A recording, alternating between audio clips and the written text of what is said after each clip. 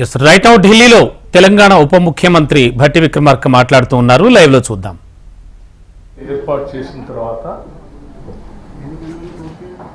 మొట్టమొదటిసారిగా రాష్ట్ర ముఖ్యమంత్రి శ్రీ రేవంత్ రెడ్డి గారు నేను కలిసి మీ అందరినీ కలవటం మాట్లాడటం కూడా చాలా సంతోషంగా ఉంది.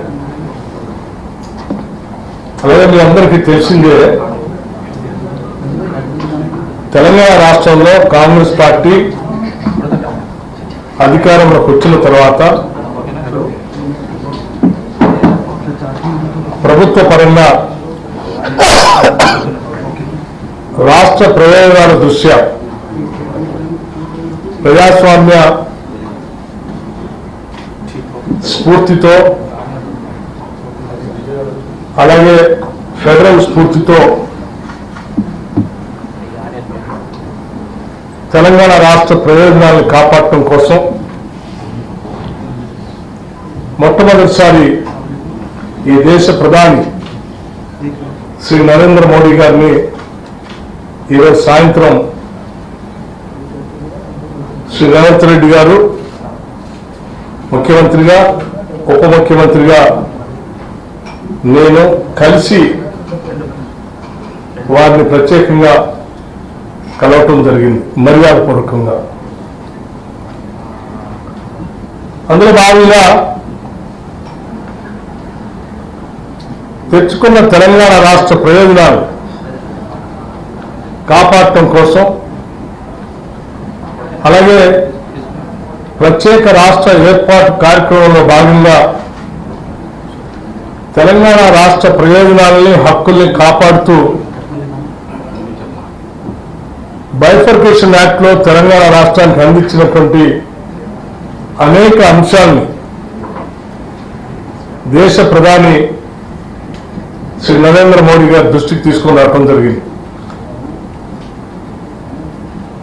తీసుకొని వస్తూ మేము రాష్ట్రం కోరి కొట్లాడి తెచ్చుకున్నదే నిధులు, నీళ్లు, నియామకాలు. వీటికి సంబంధించి బైఫర్కేషన్ యాక్ట్ లో పొందుపరిచినటువంటి హక్కుల్ని గత ప్రభుత్వం 10 సంవత్సరాలుగా తాత్సర్యం చేస్తూ కేంద్రం నుంచి తీసుకొని రావాల్సినటువంటి కొన్ని ముఖ్యమైన అంశాలని తీసుకొని రాలేకపోయింది. దయచేసి మేము మిమ్మల్ని కలుస్తూ ఆ అంశాలన్నింటినీ త్వరితగతిన తెలంగాణ రాష్ట్రానికి అందించవలసిందిగా వారికి విజ్ఞప్తి చేయడం జరిగింది. అందులో భాగంగా ప్రధానంగా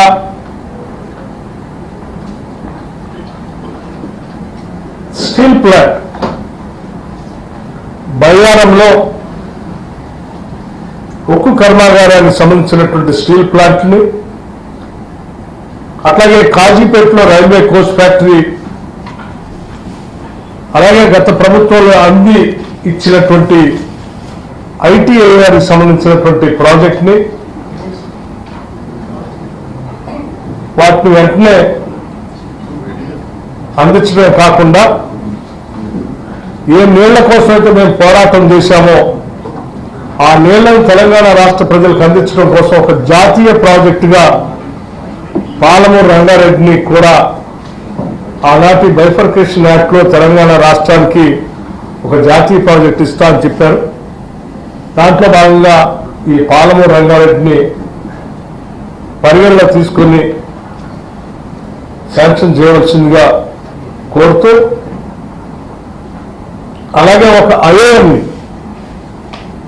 హైదరాబాద్ శాంక్షన్ చేయవలసిందిగా, ఒక సైన్స్ స్కూల్ని తెలంగాణ రాష్ట్రానికి ఇవ్వవలసిందిగా, అట్లాగే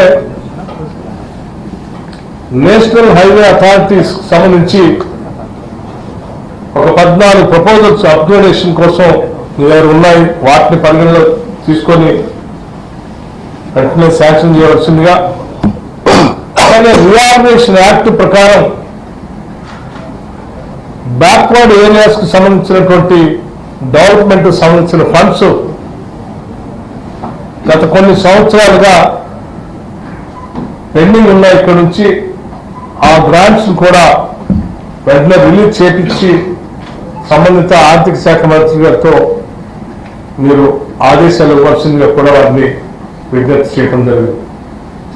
అందులో భాగంగానే 2019, 20, 2021, 22, 2022, 23, 2023, 24 సంబంధించి దాదాపు ఒక 1800 కోట్లు దాని పెండింగ్ ఉన్నాయి, వాటిని కూడా రిలీజ్ చేయమని అడిగాం.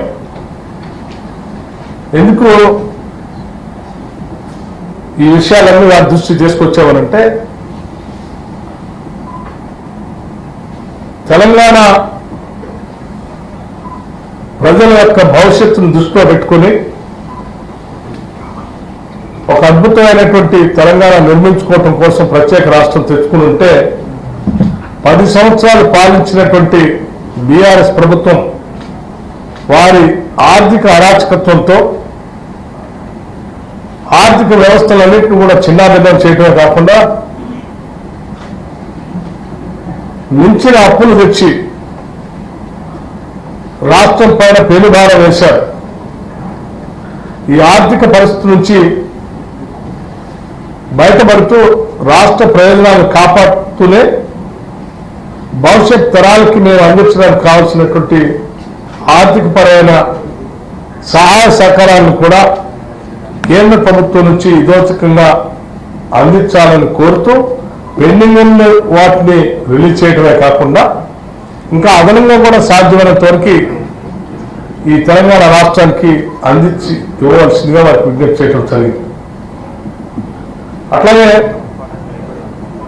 2015, 19, 2020, 21 సంబంధించి ఒక 450 కోట్ల రూపాయలు పెండింగ్ ఉన్నాయి. అవి ఇంకొక 2250 కోట్ల రూపాయలు గవర్నమెంట్ ఆఫ్ ఇండియా నుంచి రావాల్సినవి ఉన్నాయి. ఈ గ్రాంట్స్ సంబంధించి వాటిని కూడా వెంటనే సాధ్యమైనంత మేరకు తెలంగాణ రాష్ట్ర ప్రభుత్వానికి రిలీజ్ చేయవలసిందిగా వారిని కోరటమే కాకుండా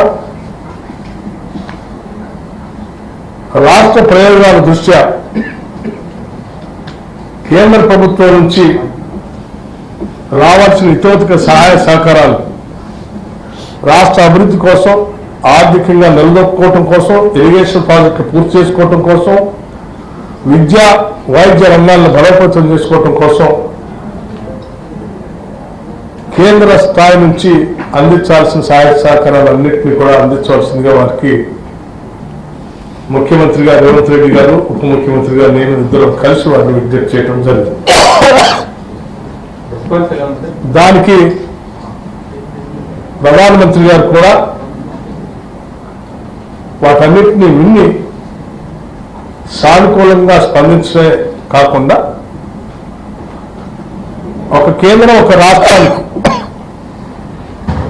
ఏ రకమైనటువంటి సహాయ సహకారాలు అందించాలో తప్పనిసరిగా ఆ స్థాయిలో, ఆ రీతిలో తప్పనిసరిగా తెలంగాణ రాష్ట్రానికి అందిస్తాం, పరిశీలిస్తామని కూడా వారు సానుకూలంగా స్పందించడం జరిగింది. రాష్ట్రానికి సంబంధించిన ప్రధాని అడిగారా? రాష్ట్రానికి సంబంధించిన అంశాలకు సంబంధించి ప్రధాని ఏ అంశానికి సంబంధించి? సో నేను చెప్పినటువంటి అంశాలకు సంబంధించి ఆర్థిక పరమైనటువంటి అంశాలు ఏవో పెండింగ్ ఉన్నాయో చెప్పినటువంటి అంశాలకు సంబంధించి మేము ఆల్రెడీ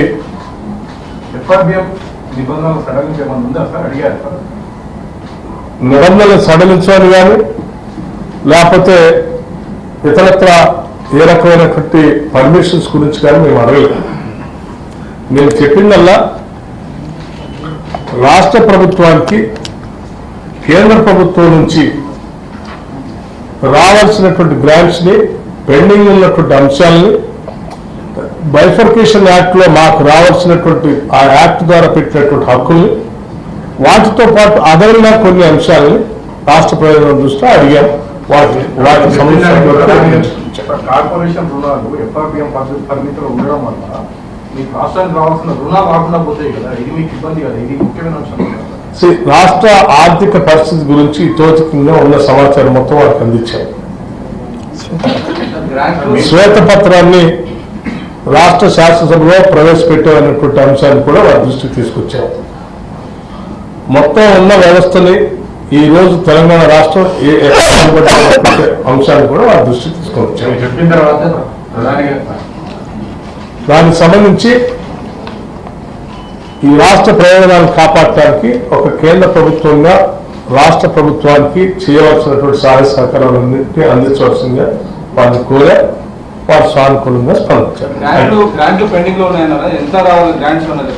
దాన్ని మేము లెక్కలతో సహా రాసి ఇచ్చాం. దానికి సంబంధించిన రిప్రజెంటేషన్ కూడా వారికి రాతపూర్వకంగా కూడా అందించుకుంటాం. నమ్మకం ప్రధాని కలిసిన తర్వాత కలిగిందండి. ఆయన తెలంగాణ ప్రభుత్వానికి రాబోయే రోజుల్లో సహకరిస్తారనేటువంటి ప్రధాని సహకరిస్తారనేటువంటి నమ్మకం మీ భేటీ తర్వాత కలిగింది. ఒక రాష్ట్రానికి కేంద్ర ప్రభుత్వం ఏ రీతిలో సహాయ సహకారాలు అందించాలో ఆ రాష్ట్ర పురోగతికి మీరు అడిగినటువంటి అంశాన్ని తప్పనిసరిగా సానుకూలంగా పరిశీలించి స్పందిస్తానని ప్రధానమంత్రిగా చెప్పారు. గత ప్రభుత్వం చేసిన అభివృద్ధి మేము ఏ అంశాలు ప్రధానమంత్రి గారితో చెప్పామో మాట్లాడామో వాటన్నింటినీ ఇప్పటికీ స్పష్టంగా మీ అందరికీ వివరించడం జరిగింది.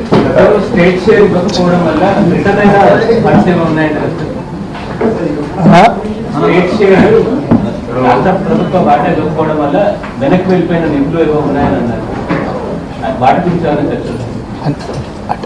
అన్ని రకాల నిధుల మీదనే చర్చ చేసినాం. వాటికి సంబంధించి రిప్రజెంటేషన్ ఇచ్చినాం.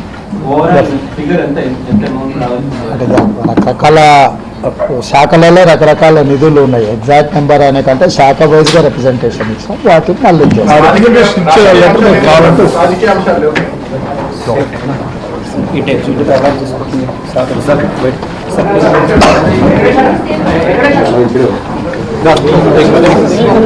రాజకీయ అంశాలు